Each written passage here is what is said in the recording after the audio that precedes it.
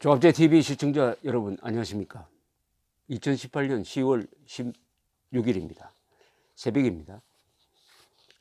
지난 7일 마이크 폼페이오 미국 국무장관이 네 번째로 평양을 방문해 가지고 김정은을 만나고 돌아와서 이 행보, 트럼프의 반응 등을 종합해 보면 뭔가 석연치 않은 점이 있습니다.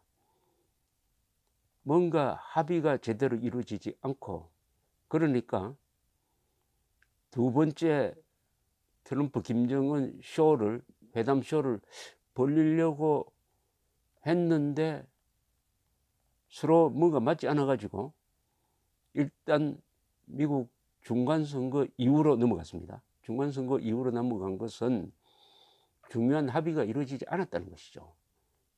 즉 종전선언에 대한 합의가 이루어지지 않았다는 것이죠.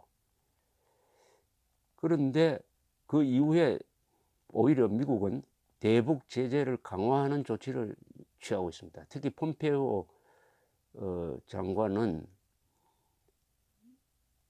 한국과 북한 사이에 군사 합의, 군사 문제 합의인데, 이게 이 한국의 특히 수도권의 방어에 매우 불리한 합의를 하면서 동맹국인 미국과는 제대로 사전 논의를 하지 않고 한미 연합 작전에 상당히 장애가 되는 양보를 했다 해가지고 아주 화를 내면서 폼페이오 장관이 강경화 외교부 장관을 몰아붙였다고 합니다.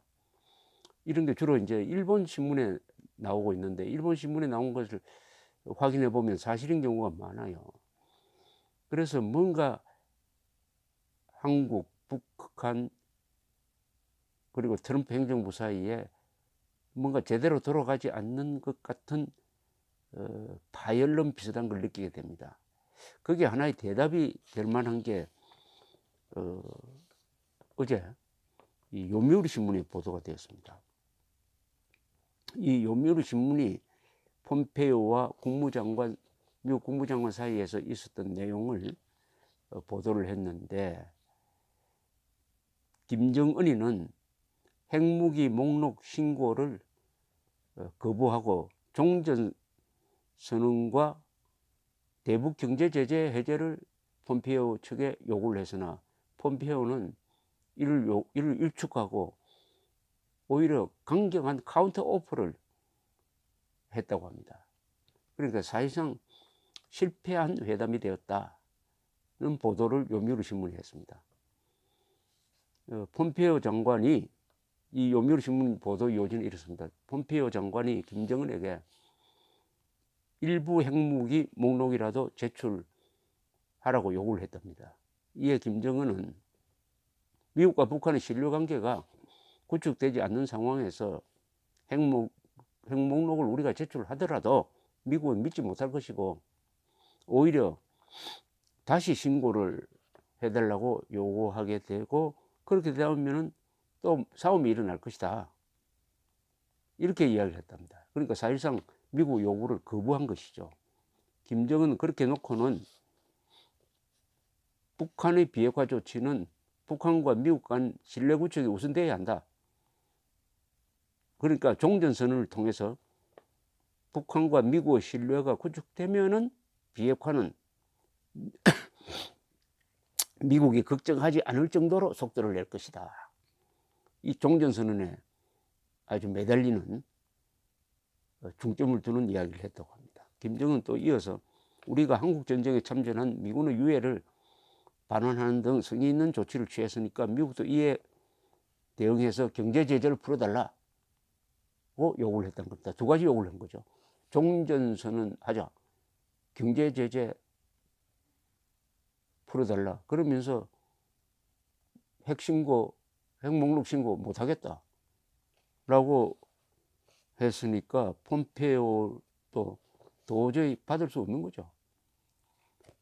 문재인 대통령은 그 뭐 종전선언 그 별것 아니니까 하고 나서 또 뭐 상황에 봐서 틀리면 취소할 수 있다, 이렇게 이야기하는데 그게 사실이 아니라는 것을 김정은이가, 그럼 하자는 것 같으면 왜 김정은이가 이렇게 종전선언에 매달리겠습니까? 종전선언에 매달리는 이유는 종전선언을 하면은 그 다음에 국제사회의 대북 제재망을 풀 수 있는 명분을 만들고 한국의 대북 경계 태세를 해체시킬 수 있는 명분을 만드니까 양날로 난 칼이다 이거죠. 그리고 한미동맹을 와해시킬 수 있는 중요한 관문 하나를 뚫고 간다는 뜻이 있으니까 이게 매달리는 것입니다. 종전선언에 이렇게 매달리는 것입니다. 종전선언 그리고 대북제재 해제 두 가지 요구를 한 데 대해서 폼페이오 장관은 이렇게 대답을 했다고 대응했다는 것이 요미우리 신문의 보도입니다. 북한이 9.19 남북 평양 공동선언에서 남북 즉 김정은 문재인 공동선언에서 약속한 영변 핵시설 영구 폐기만으로는 종전선언에 응할 수 없다. 즉 남북한이 합의했다고 해서 우리가 거기에 넘어가지 않겠다. 그런 뜻이죠. 영변 핵시설을 영구 폐기한다. 단 그때 전제 조건을 붙였어요. 미국이 상응하는 조치를 취하면은 영변 핵시설 영구 폐기한다. 이것도 썩은 고기를 다시 파는 겁니다. 왜냐하면은 2008년인가 9년에 2008년이죠 아마 영변 핵시설을 영구 폐기한다고 해가지고 냉각탄 폭파시키는 쇼를 했습니다. 북한이 쇼를 해가지고 미국으로부터 테러 지원국가의 명단에서 빼주고 하는 뭐 받을 걸 좀 받았어요. 적성국가 규제법 대상에서 빼주고 그런데 나중에 다시 또 가동하고 더구나 우라늄 농축시설까지 갖다 놓고 또 가동을 하고 하는 이런 한번 속은 겁니다. 그런데 이 약속을 또 내놓은 거예요. 썩은 고기를 다시 팔려고 내놓았는데 폼페이오 장관은 그거 안 사겠다. 그거 썩은 고기 아니냐 안 사겠다. 더구나 남북이 합의한 거 무시한다. 이건 문재인 정권에 대한 불신을 잘 나타내는 것이라고 볼 수 있습니다.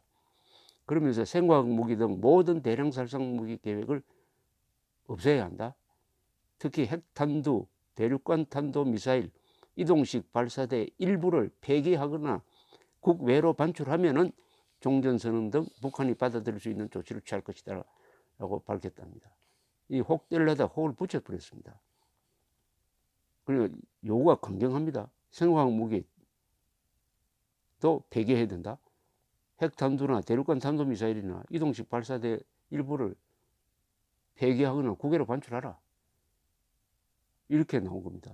트럼프 대통령한테 이렇게 요구하겠다고 허가를 받았겠죠. 그러니까 트럼프 대통령도 그렇게 해보라고 한 걸 봐서 트럼프 대통령이 이제는 김정은에게 끌려가지 않겠다는 걸 알 수가 있습니다. 김정은과 문재인에게 끌려가지 않겠다.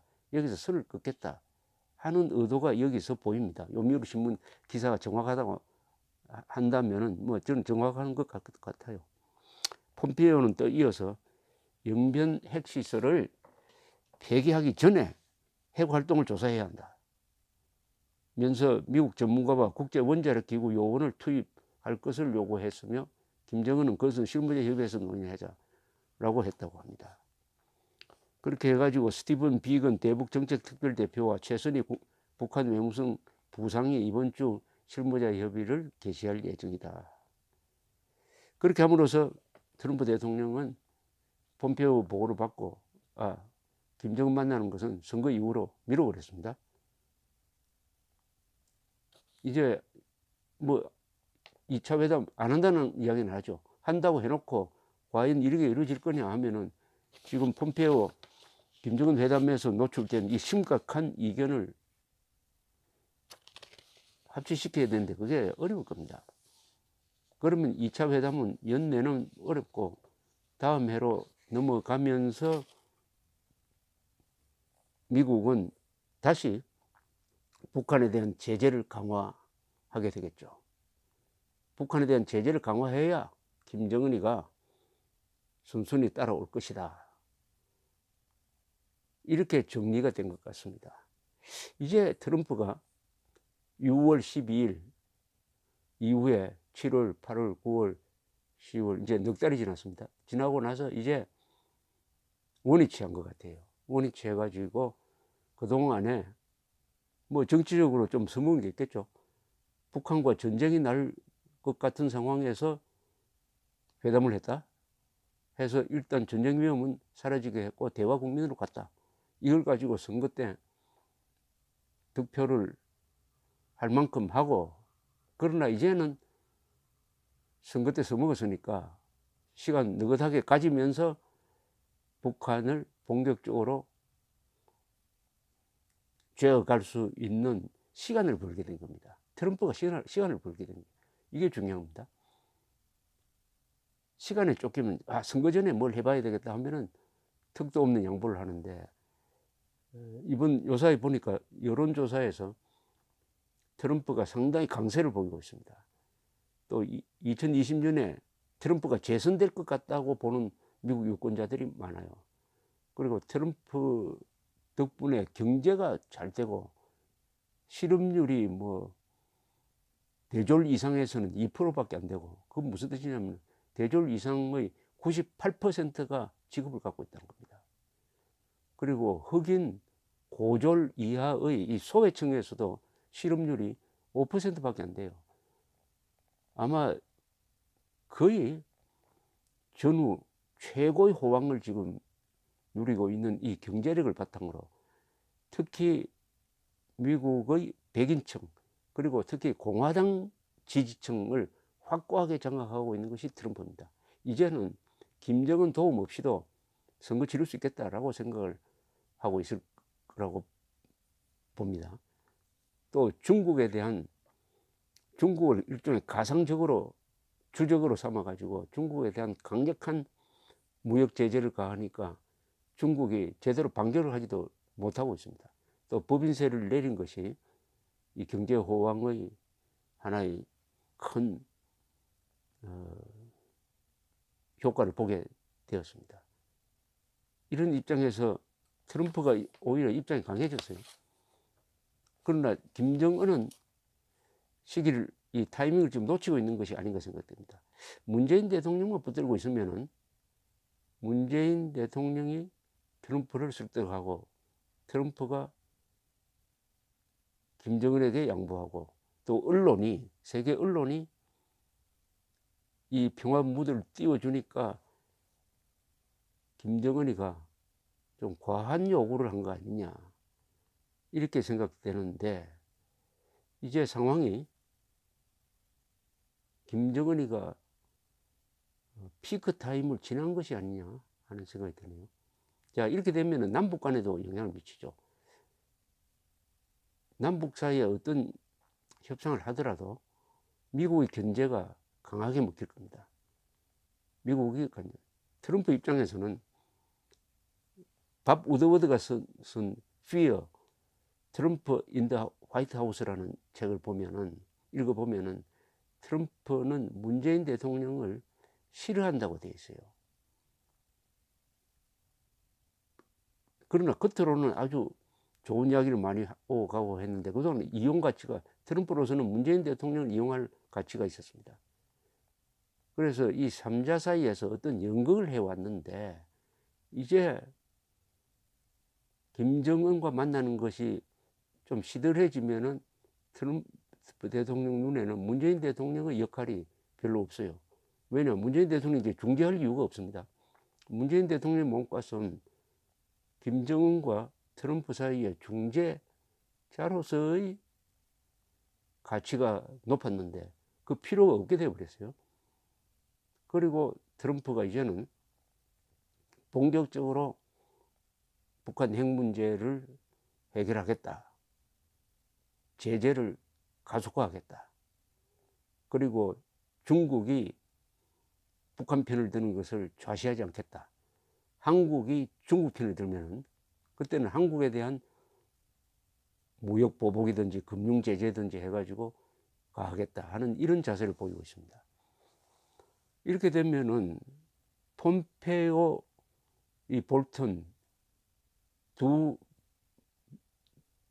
사람, 한 사람은 장관이고 한 사람은 보좌관인데, 이 사람들은 초강경파였습니다. 북한에 대해서는 김정은을 암살한다든지 김정은 정권을 쫓아내야 핵 문제가 해결된다는 생각을 가졌던 사람인데, 이게 트럼프가 난데없이 김정은 만나겠다고 하는 바람에 본인들의 생각을 펴지 못하고 트럼프 뒷바라지 하다가 그동안에 아마 속으로는 문재인 정권에 대해서 울분이 많았을 겁니다. 이제 다시 트럼프가 제정신을 차리면은 폼페오, 볼턴, 트럼프가 직렬로 서면요, 그때부터는 문재인 정권의 움직일 수 있는 여지가 극히 좁아질 것이다. 그러니까 대북 지원 어려울 것이고, 11월부터 한다는 그 남북 간 군사 합의에 의해서 뭐 수도권에 비행 금지 구역을 만든다든지 하는 이런 한미 연합 작전에 영향을 주는 남북 합의, 이게 과연 어떤 식으로 실천에 옮겨질 것이냐 하는 게 앞으로 좀 지켜볼 일입니다. 그나마 한숨 돌렸다고 볼 수 있습니다. 감사합니다.